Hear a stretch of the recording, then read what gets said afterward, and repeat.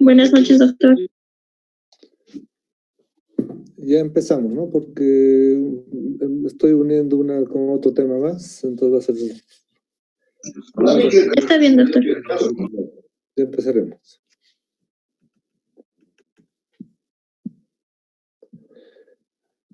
Hoy día vamos a hablar de la enfermedad ulceropéptica gastroduodenal. La úlcera péptica corresponde a una solución de continuidad de la pared gástrica o duodenal que va más allá de la muscular de la mucosa, producto de un desbalance entre factores protectores y agresores a ese nivel. La úlcera péptica básicamente puede presentarse a nivel gástrico, como en este caso aquí está píloro, esta es curvatura menor de antro, o en el bulbo duodenal, ¿no? La úlcera duodenal es 3 o 4 veces más frecuente que la úlcera gástrica. Esto es diferente según diferentes poblaciones, pero en Latinoamérica es mucho más frecuente. La mayor parte de las úlceras duodenales están localizadas en bulbo,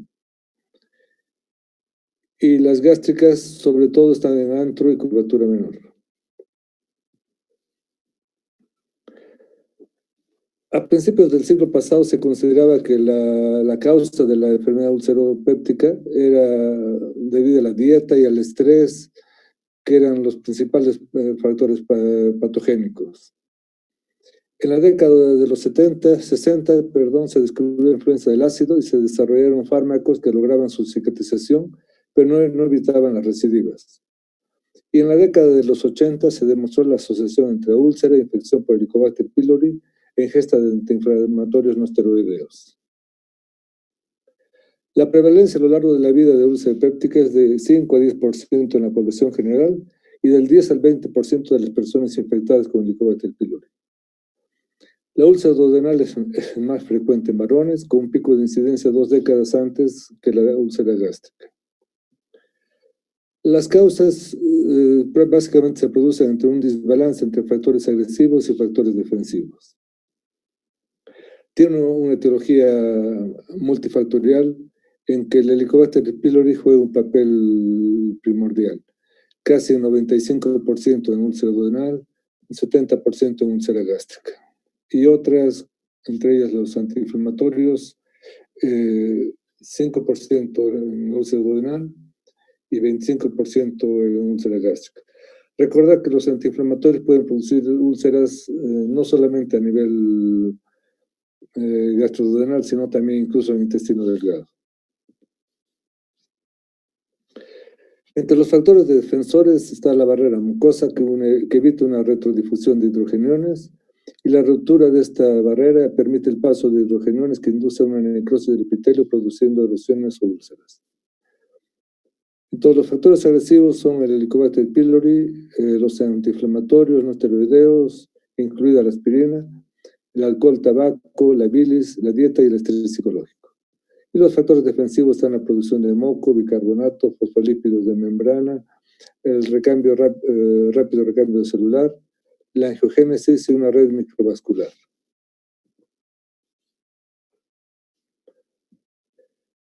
Sin ácido no hay úlcera. Esto ya se decía a principios del siglo XX. Y si el pH a nivel de la lámina propia es mayor a 6,5, no se producirá una úlcera. El ácido clorhídrico se secreta por el epitelio gástrico en respuesta a 3 estímulos principales: la histamina, la gastrina y la acetilcolina. La pepsina, que es otro de los factores agresores, es una proteasa que puede dañar el epitelio digestivo por su acción sobre las proteínas que la componen. Se secreta a nivel de las células principales en forma inactiva como pepsinógenos, requiriendo para su activación un pH ácido óptimo de 1,8 o menos. No existe actividad de la pepsina con un pH mayor a 3,5. Los ácidos biliares y la lecitina son sustancias tóxicas por sí mismas. En presencia de ácido incrementa la permeabilidad de la mucosa, favoreciendo la retrodifusión de los hidrogeniones. El Helicobacter pylori tiene una actividad mucolítica, adherencia a la mucosa, y una citotoxicidad. La toxina vacuolizante, el VAC-AS1, está más relacionada a la úlcera péptica y la citotoxina asociada a gen KGA está más relacionada al cáncer gástrico. Va a producir hipergastrinemia y mayor producción de ácido, menor producción de somatostatina y mayor producción de pepsinógeno y pepsina.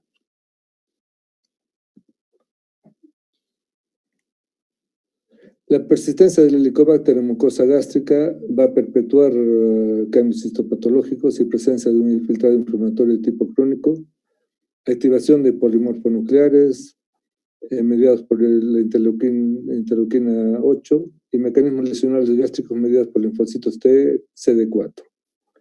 Producción de citoquinas y sustancias con toxicidad directa como el factor de necrosis tumoral que va a producir una destrucción de la barrera epitelial.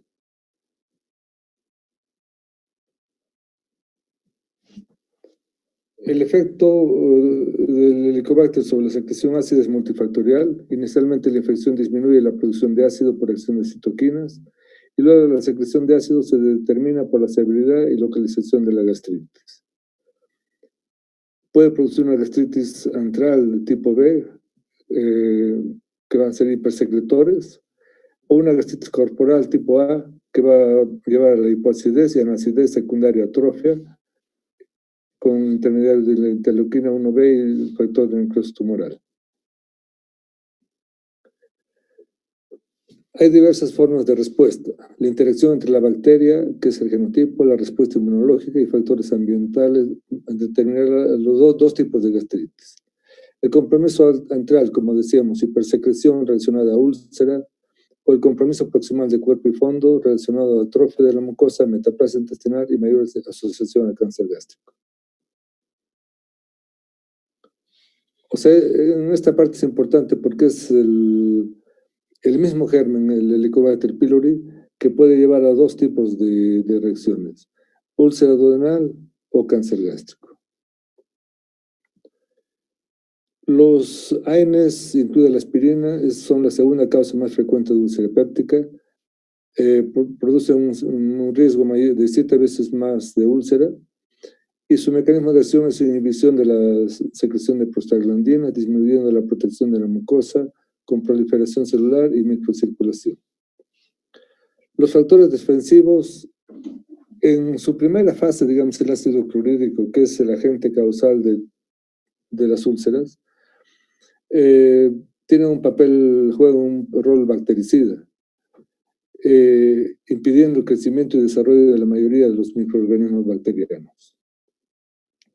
El moco, que es un gel, una combinación de agua, electrolitos y glicoproteínas que recubre la superficie de las células epiteliales de la mucosa, tiene una función lubrificante, protege la mucosa del ácido y la pepsina, atrapa en su interior a los microorganismos ingeridos, dificulta la retrodifusión de los hidrogeniones, dando lugar a un gradiente y facilita la difusión del bicarbonato hacia la luz gástrica. La capa fosfolipídica del moco es la zona más superficial del moco que confiere impermeabilidad, comportándose como una sustancia surfactante que pueden ser destruida por detergentes y antiinflamatorios no esteroideos. Está constituida por fosfolípidos y su lesión se asocia a lesiones gastroduodenales agudas. El epitelio superficial tiene un rápido ciclo de renovación celular de 2 a 4 días, mecanismos de restitución para reemplazo de células lesionadas por migración celular de tejido sano hasta cubrir la superficie erosionada. La microcirculación aporta oxígeno y nutrientes necesarios, permite eliminación de exceso de hidrogeniones y liberación de bicarbonato que inhibe la acción de hidrogeniones y su intercambio por ácido clorhídrico. La hiperemia secundaria es traducción de alteraciones producidas a nivel de la microcirculación vascular. La lámina propia constituida por múltiples células, leucocitos polimorfonucleares y macrófagos, células plasmáticas y linfocitos intraepiteliales. Las prostaglandinas promueven la renovación celular, aumentan la secreción de moco y bicarbonato, disminuyen la secreción de ácido y aumentan el flujo sanguíneo por vasodilatación. El factor de crecimiento epidérmico inhibe la secreción ácida, acelera la renovación celular y mejora la producción de moco y bicarbonato. y otros factores asociados a la alteración del vaciamiento gástrico y el reflujo duodenogástrico de bilis. Los síntomas de la úlcera péptica, el síntoma clásico es el dolor abdominal, es el dolor ulceroso que es urente o con sensación de hambre, es de intensidad variable, generalmente se localiza en el epigastrio, no es común que se irradie, puede despertar en la noche y aparece en relación con ayuno o antes de las comidas y se alivia con la ingesta de alimentos.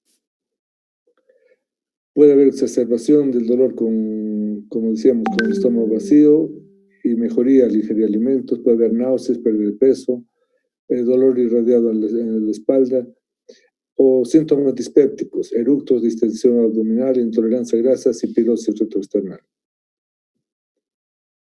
Puede ser asintomático, puede tener las características previas como el síndrome ulceroso, epigastralgia con o sin síntomas dispépticos, y puede manifestarse, puede debutar con una complicación.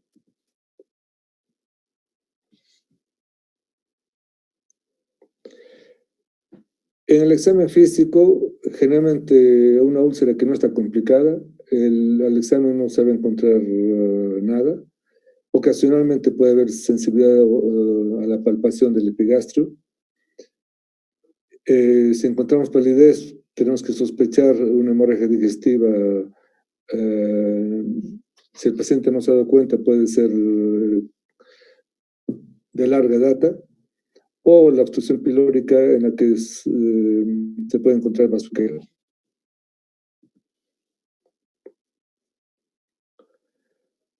En la radiología, si bien era un método diagnóstico muy importante antes, hay 40% de falsos negativos que mejoran con doble contraste. Hay signos directos, puede haber un nicho cráter ulceroso, imagen que sale fuera de la curvatura menor en el estómago o del borde del duodeno. Signos indirectos, pliegues confluyentes al nicho, rueda de carro, deformidades del órgano donde se asienta, puede haber espasmo produciendo un dedo en guante, retracción, estómago en caracol. En el duodeno puede haber un pseudodivertículo en trébol o la línea de Hampton. Aquí tenemos en la curvatura menor del estómago, aquí hay una imagen suspendida de bario. Esta. O en la curvatura menor hay contraste por fuera del margen. La línea de Hampton, este es el contraste por fuera del margen, y la línea de Hampton es esta línea que se produce por edema. Como es una lesión activa, aguda, hay edema de la mucosa circundante que dan esta imagen de línea de Hampton. Es una imagen radiolúcida. En antro gástrico, generalmente las úlceras son benignas, el 75% se localiza en la curvatura menor. Las úlceras malignas que pueden ser antrales se localizan en cualquier parte, generalmente en curvatura mayor. Los pliegues en una úlcera benigna, los pliegues convergen hasta el borde del nicho y son normales o edematosos en las benignas y se detienen antes y se amputan o adoptan forma de mazo en las malignas.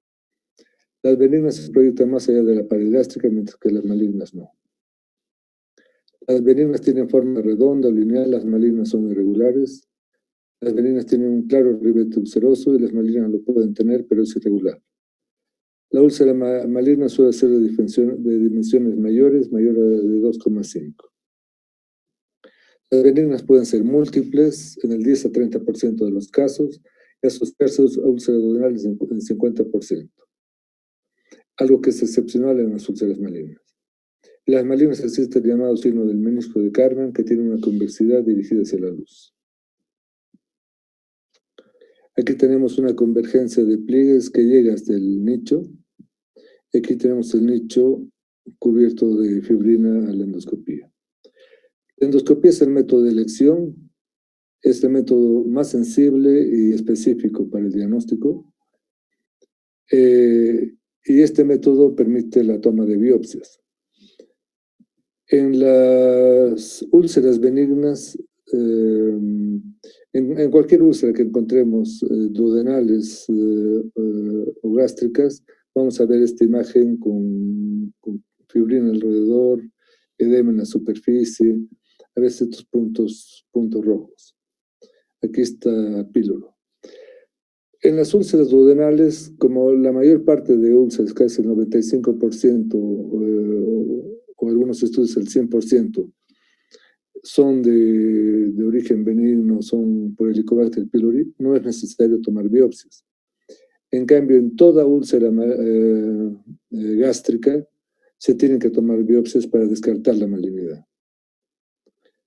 Por más que tenga un aspecto totalmente benigno, hay que tomar biopsias en úlceras gástricas. Es la clasificación de Sakita, es una clasificación endoscópica en la que la A determina actividad, A1 hay bordes edematosos, se estima desangrado, en la A2 no hay edema, el nicho es blanquecino por la fibrina, H viene de healing, de proceso de cicatrización, H1 es alargada, esbozo de pliegue, H2 lineal, pliegues que llegan al borde. S es de SCAR, S1 es cicatriz roja, S2 cicatriz blanca, una línea blanquecina. Aquí hay un nicho ulceroso con fibrina y un fondo necrótico al fondo. Aquí es una úlcera con fondo de fibrina, los bordes congestivos eritematosos, y aquí hay múltiples úlceras duodenales. Aquí en esta úlcera hay datos de sangrado reciente. Esta es una línea, una cicatriz blanca, es una cicatriz de úlcera. Entonces, para el Helicobacter pylori, ¿cuáles son los métodos diagnósticos? Podemos encontrar desde un leve eritema o una nodularidad intensa en la mucosa gástrica. En el examen histológico va a haber neutrófilo, que es su marcador de actividad, folículos linfoides, indicador de infección por Helicobacter pylori, y la tinción con JAMSA permite la identificación del Helicobacter pylori. Y lo ideal, el cultivo microbiológico que recién se está empezando a hacer en nuestro medio. El test de ureasa con toma de biopsias, el test de urea expirada con urea marcada, y métodos serológicos, el ELISA para el Helicobacter IgA y IgG, y detección de antígeno en heces. ¿Cuáles son los objetivos del tratamiento? Aliviar los síntomas, acelerar la curación y evitar complicaciones y prevenir las recidivas. El tratamiento consiste básicamente en la inhibición de la producción de ácido, puede haber un bloqueo en el polo apical de la célula, neutralización del ácido, aumento de la resistencia de la mucosa gástrica y la erradicación del Helicobacter pylori. La inhibición de la producción de ácido casi no se usan los anticolinérgicos o antigastrinas. Los antagonistas de los receptores H2 se usaban hace bastante tiempo, y en la actualidad casi todos estamos usando los IBPs, inhibidores de la bomba de protones. El clásico es el omeprazol, otras moléculas, el pantoprazol, lansoprazol, rabeprazol, el esomeprazol, y el último es el deslansoprazol.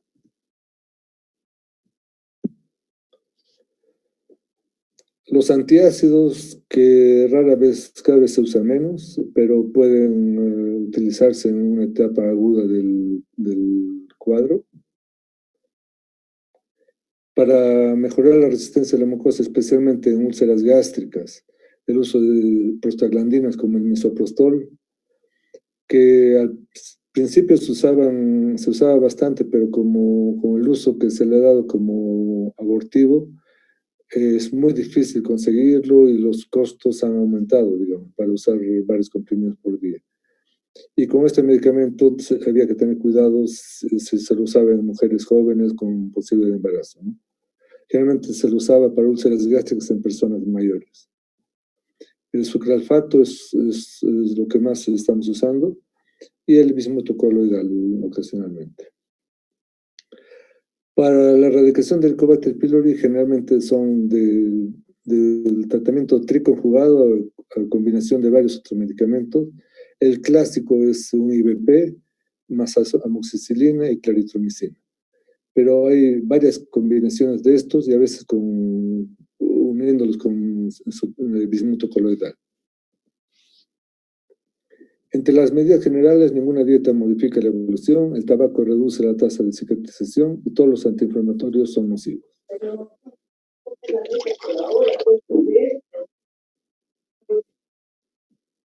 ¿Era una pregunta? No.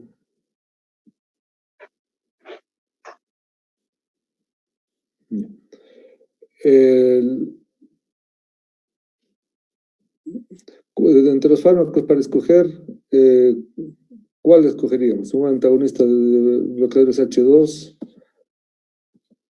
o el omeprazol?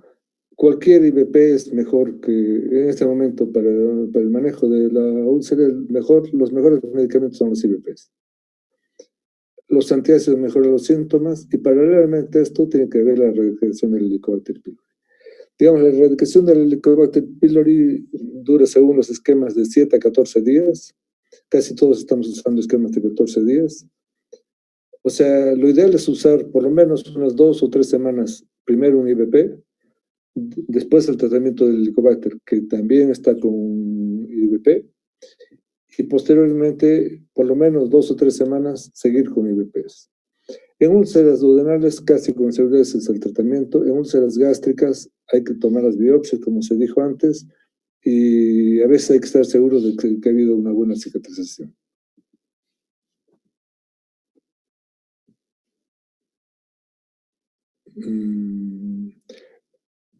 Digamos, la erradicación del Helicobacter es muy importante recordar esto, que disminuye la recidiva. Y hacer el control evolutivo mediante clínica y endoscopía. ¿Cuáles son las complicaciones de la úlcera péptica? La hemorragia digestiva alta, la perforación, penetración, estenosis y la úlcera refractaria al tratamiento. La hemorragia se traduce por hematimesis, melena o anemia. La clasificación de Forrest es una clasificación endoscópica que está relacionada a hemorragia y úlcera. El tipo 1A es el chorro, un sangrado en chorro. 2B, hemorragia por resumamiento. El tipo 2A, una lesión con vaso visible, que hay 2 puntos negros que pueden sugerir un vaso visible.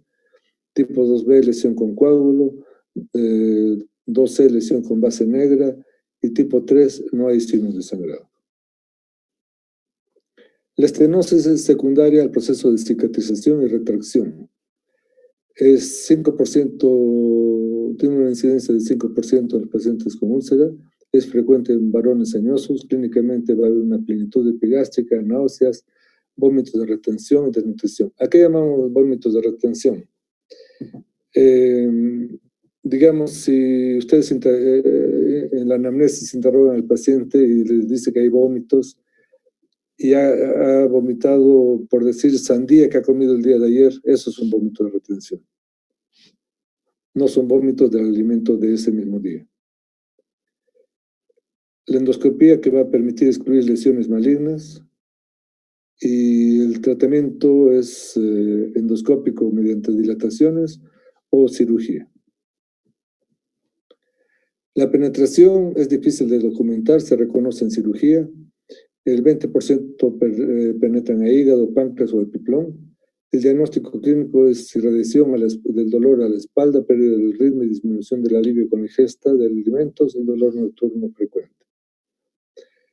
La perforación suele corresponder en 60% a úlceras duodenales, 20% a úlceras centrales y otros 20% a úlceras gástricas. En un tercio relacionadas con AINES, fundamental en personas de edad avanzada. En la parte clínica, ¿qué vamos a encontrar? Un paciente que llega con mucho dolor, vamos a tener un abdomen en tabla. Ahí le sacamos una radiografía para ver aire libre. ¿Y qué radiografía le vamos a pedir? ¿Una radiografía de abdomen, una radiografía de tórax? Lo que se pide es una radiografía de tórax de pie, en la que se va a ver el aire libre subdiafragmático.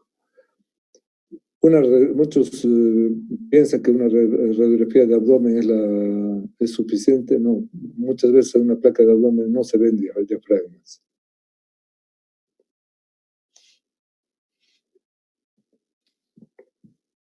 El síndrome de Ellison es la enfermedad ulcerosa, es una enfermedad ulcerosa del tubo digestivo superior, en que hay un incremento importante de la secreción ácida y es debido a un tumor de las células no beta de los islotes pancreáticos, es debido a un gastrinoma. Son esporádicos o relacionados con neoplasia endocrina múltiple. Es responsable del 0,1 a 1% de las úlceras pépticas, se manifiesta entre los 30 a 60 años, síntomas ulcerosos más graves. 75% de los pacientes tienen úlceras múltiples y una localización no habitual. 40% presentan diarrea por flujo masivo de ácido al duodeno y niveles séricos de gastrina aumentados. Generalmente los gastrinomas se localizan en esta parte de páncreas y tubo digestivo.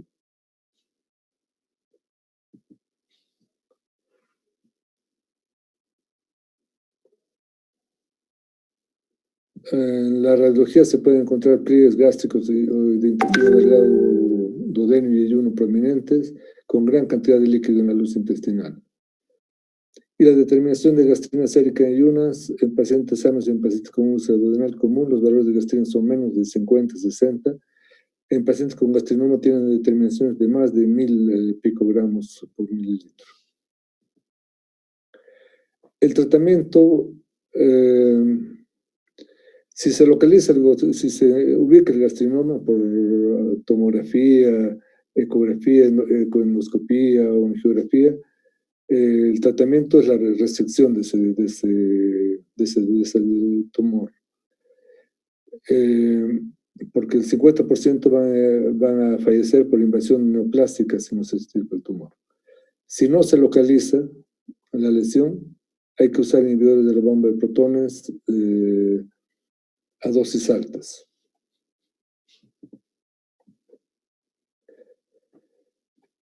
¿A qué nos referimos al síndrome del antro retenido o persistente? Digamos, en esta época cada vez menos se opera un paciente por una úlcera. Las úlceras casi se operan solamente cuando hay complicaciones, en perforaciones, incluso en estos casos, digamos, si hay una perforación, se sutura la perforación y nada más. En cambio, antes se efectuaba como les dije ayer, una resección a veces de antrocuerpo y se hacía una derivación, un Billroth 1, un Billroth 2, en que se hacía una gastro y una anastomosis. Entonces, a veces se resecaba, digamos, en esta parte, dejando un pequeño pedacito de antro a este nivel, al lado del bulbo duodenal, y de segunda porción, donde desemboca el conducto biliar y el conducto pancreático. Y estos son alcalinos. Entonces, como hay un pequeño segmento de antro retenido, que están con continuo estímulo alcalí, va a haber un exceso de producción de gastrina de este nivel y va a producir úlceras a otro nivel, en el resto del intestino. Entonces, el tratamiento es la extirpación de este antro residual. El tabaquismo es un factor de riesgo asociado con la presencia, persistencia, recurrencia y complicaciones de la úlcera péptica. El riesgo puede ser proporcional a la cantidad de cigarrillos consumidos. El riesgo moderado con menos de 10 cigarrillos. La tasa de mortalidad por enfermedad ulcerosa está aumentada en fumadores y los efectos adversos son reversibles al suspender el cigarrillo. De manera, digamos, cronológica, en la década de los 60 se efectuaban resecciones quirúrgicas, antiácidos, anticolinérgicos. En la década de los 70, vagotomías tronculares, se usaba la cimetidina, que producía ginecomastia y disminución de los espermatozoides en el varón. En la década de los 80, vagotomías selectivas, ranitidina, famotidina, sucralfato. Y en la década de los 90, ya los IVPs y los antibióticos para la erradicación del Helicobacter.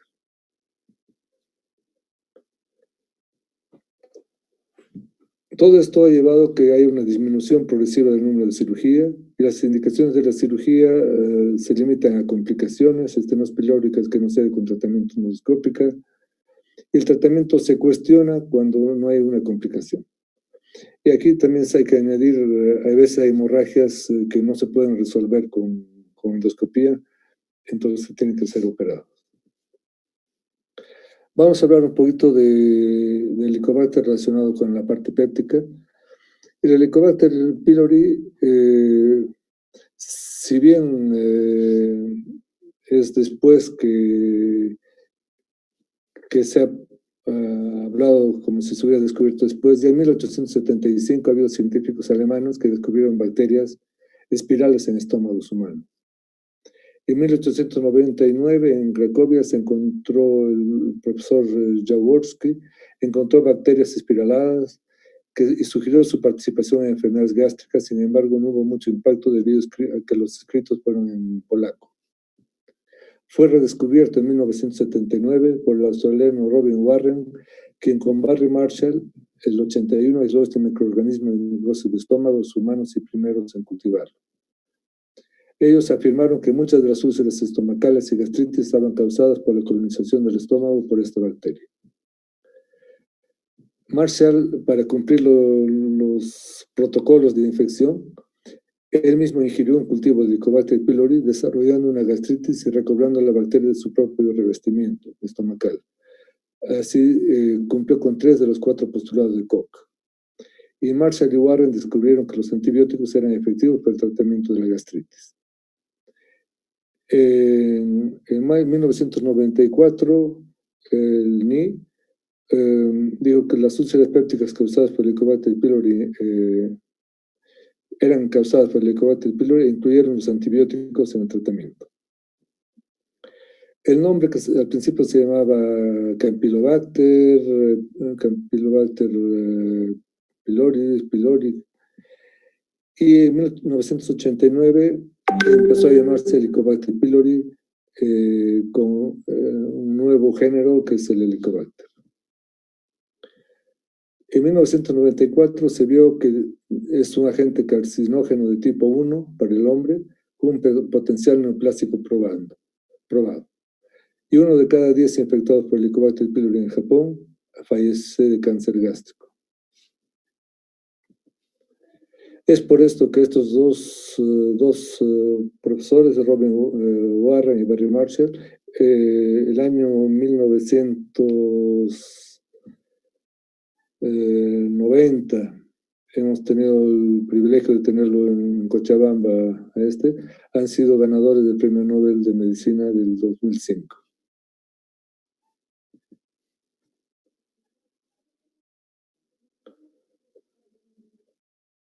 Entonces, la prevalencia del Helicobacter pylori es variable según los países. Para que tengan una idea, digamos, el 50% de la población mundial tiene Helicobacter pylori. Hay algunos países que tienen menos, Australia tiene 20%, Estados Unidos 30, 40%, pero los países como el nuestro, nosotros estamos más o menos entre estos grupos de aquí en Sudamérica, de 80 a 90%. Eso no significa, o sea, de cada 100 alumnos, 80 por lo menos tienen Helicobacter pylori. Eso no significa que los 80 tienen que ser tratados por Helicobacter pylori. De estos 80 personas con Helicobacter pylori, solamente el 30% van a requerir tratamiento de Helicobacter pylori. Es por eso que es muy importante, a veces tenemos cualquier paciente con cualquier síntoma, le hacemos un test para ver si hay Helicobacter, encontramos que es Helicobacter y le hacemos el tratamiento. Algo que les digo yo en mis grupos de práctica, y no hay una clase para eso, entonces les voy a decir aquí. O sea, cuando usan antibióticos, tienen que pensar no solamente en lo que están queriendo curar, sino lo que pueden afectar. Yo les recomiendo a todos que lean sobre la microbiota. En los últimos años hay cada vez más cambios sobre la microbiota. Yo pienso que en algún momento tiene que entrar en la currícula de la facultad. Entonces, las características de virulencia del Helicobacter es una bacteria de gram negativa en forma de espiral, con 4 o 6 flagelos, es microaerófila, oxidasa y catalasa positiva, produce adhesinas y tiene excreción de la enzima ureasa, que convierte el urea en amonio y bicarbonato que neutraliza en el medio ácido. Generalmente la infección con el Helicobacter pylori se adquiere a temprana edad y se presenta con mayor frecuencia en países en desarrollo, 70-80% de la población. Las formas de transmisión son oro-oral, orogástrica y feco-oral. En relación a esto, oro-oral, hay muchos pacientes que preguntan si hay contaminación con el beso. De todas las personas que tienen Helicobacter, solamente el 30% de las personas tienen la placa dentaria. O sea, solamente puede haber transmisión oral si es que está en la placa dentaria. Entonces, de inicio no es una enfermedad que se trata a la pareja, pero si hay recidiva o reinfecciones frecuentes, sí hay que pensar en esa posibilidad. El Helicobacter tiene una actividad mucolítica a través de la ureasa, aumento de la permeabilidad del moco a los hidrogeniones, tiene una adherencia a la mucosa gástrica del Helicobacter pylori, tiene adhesinas que le permiten adherirse, produce cambios cualitativos y cuantitativos en el moco gástrico y favorece la liberación de toxinas directamente sobre las células epiteliales. Tiene una citotoxicidad con factores de virulencia. La citotoxina vacuolizante VACA, que es responsable de vacuolización intracelular, necrosis y apoptosis. El KGA es mayor producción de interleuquinas y mayor inflamación. Ambos genes tienen que estar presentes dando lugar a un fenotipo de bacteria patógena. Hay factores de virulencia, proteínas superficiales implicadas en fenómenos de adhesión, la toxicidad ligada al lipopolisacárido de la superficie del Helicobacter y factor activador plaquetario. Hay aspectos inmunológicos, persistencia del Helicobacter pylori en la mucosa gástrica, eso ya lo vimos antes. Efectos sobre la secreción ácida multifactorial, inicialmente la infección disminuye la producción de ácido por acción de citoquinas, y luego la secreción de ácido se determina por la severidad y localización de la gastritis. Ya decíamos, gastritis central son hipersecretores, son los que van a hacer la úlcera péptica. Los niveles de gastrina van a aumentar en pacientes con Helicobacter pylori, aumentan en un 50% cuando es a nivel basal y cuando es postprandial hasta un 100%. Y va a haber una reducción de niveles de gastrina posteriormente a la erradicación. La concentración de pepsinógeno 2 es mayor en presencia de Helicobacter pylori que en pacientes con Helicobacter pylori negativo. Los niveles de pepsinógeno 2 se consideran un buen marcador de la gastritis. Puede ser sintomática o asintomática la infección por Helicobacter pylori. O sea, 70% son asintomáticas, como decíamos hace rato. En ausencia de erradicación, una infección por Helicobacter pylori puede persistir durante toda la vida. El sistema inmune humano es incapaz de erradicarla. Puede adquirir una forma cocoide o de resistencia y soportar condiciones adversas y reversibles las formas espiral al restablecerse las condiciones óptimas. Es por eso que si uno hace un tratamiento para la erradicación del Helicobacter pylori y quiere estar seguro si se ha eliminado, y hace exámenes inmediatamente al terminar el tratamiento, puede que salgan negativos los tratamientos, los exámenes, porque puede estar con esta forma cocoide. Y después de un mes, 2 meses, puede que otra vez adquiera su forma y otra vez continúe produciendo los daños. Es por eso, si queremos estar seguros, tienen que pasar por lo menos 2 meses después de haber hecho el tratamiento del Helicobacter. Hay diferentes formas de respuesta en relación al Helicobacter. La interacción entre bacterias, respuesta inmunológica y factores ambientales determinarán dos tipos de gastritis, lo que ya dijimos antes. Hay consecuencias endoscópicas y clínicas de la infección.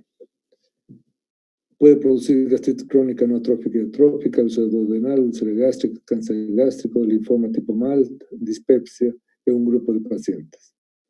Un efecto inflamatorio de los receptores, alteración de la motilidad y sensibilidad. El 70% son asintomáticos, puede haber úlcera duodenal, cáncer gástrico, o linfoma gástrico.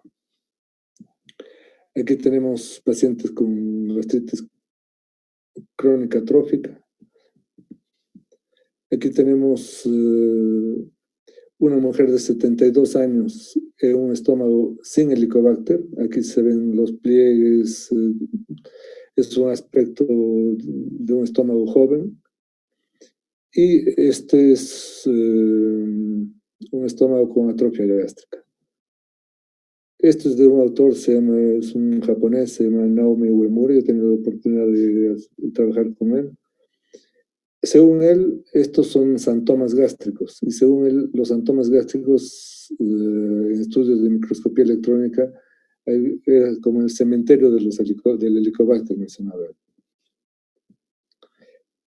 Aquí se ha visto que la atrofia en pacientes infectados por Helicobacter es mayor a mayor edad. El rojo es el lila es atrofia severa, en cambio la atrofia moderada se mantiene.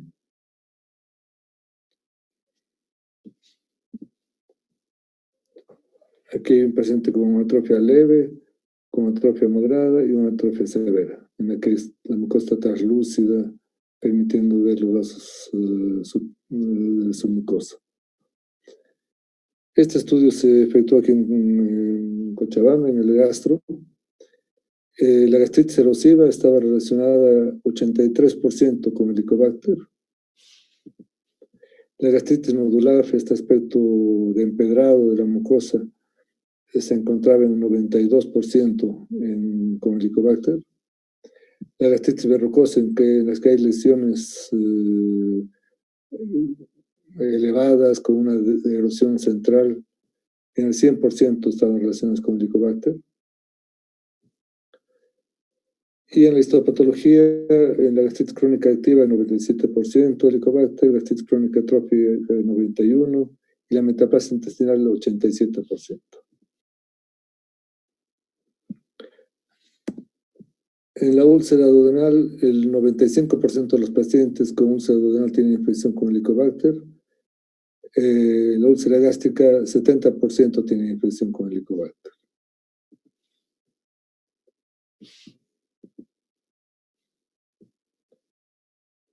Aquí está la diferencia entre la úlcera gástrica y duodenal, que en nuestro medio el 100% de ambas estaba relacionada con Helicobacter. El linfoma tipo MALT es una mucosa asociada a tejido linfoide. Y la mayoría de linfomas tipo MALT son tratados con éxito solo con la erradicación del Helicobacter pylori. El linfoma tipo MALT de bajo grado puede transformarse en linfoma difuso de células B grandes con alto grado de malignidad. Y los linfomas resistentes a la erradicación por lo general presentan anormalidades genéticas, pero no suelen progresar al linfoma difuso. Vamos a hablar rápidamente de la reinfección por Helicobacter pylori. Digamos, en países occidentales, en países en Japón, en Estados Unidos, en Europa, la tasa de reinfección anual es de menos de 1% anual. O sea, de cada 100 pacientes que tratemos, solamente el 1% se van a reinfectar.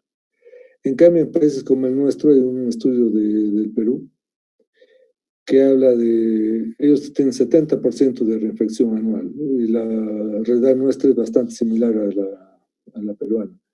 Y esto es básicamente que el factor de riesgo más importante implicado en la transmisión del Helicobacter pylori es la precariedad socioeconómica.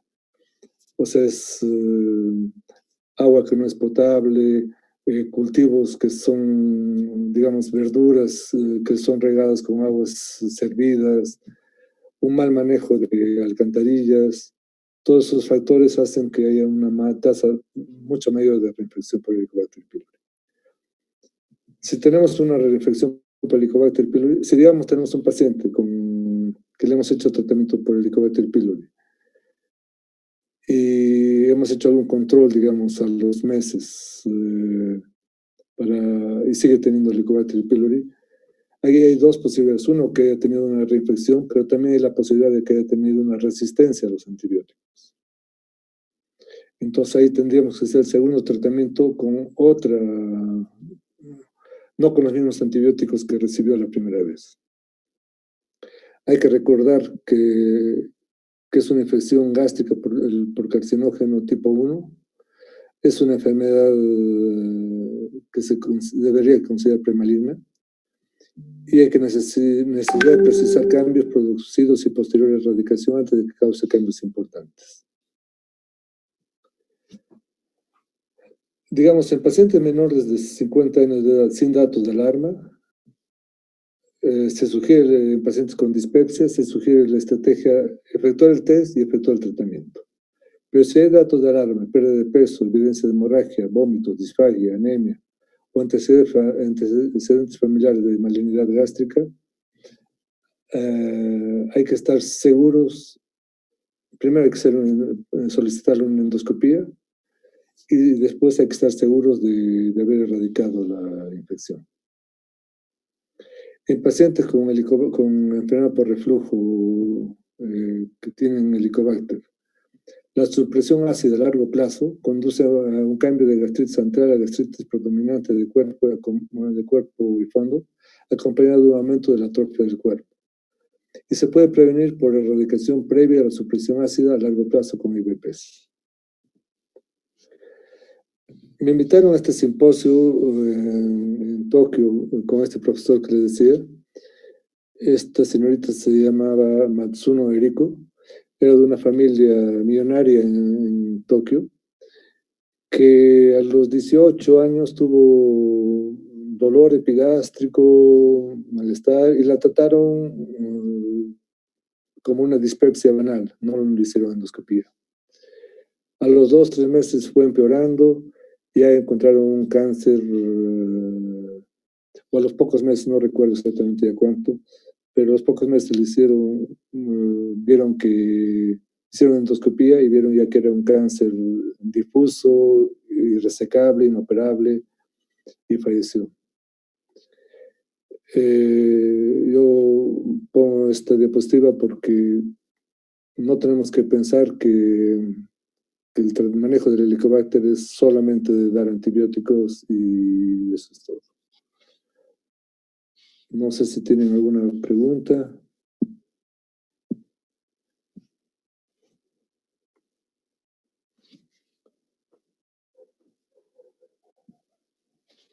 Delgado y colon. Entonces yo tal vez de enfermedad celíaca también, antes de terminar. Entonces vamos a ver cómo nos organizamos, entonces nos estaríamos viendo el día lunes. Hasta luego, doctor. Hasta luego, doctor, gracias. Chao.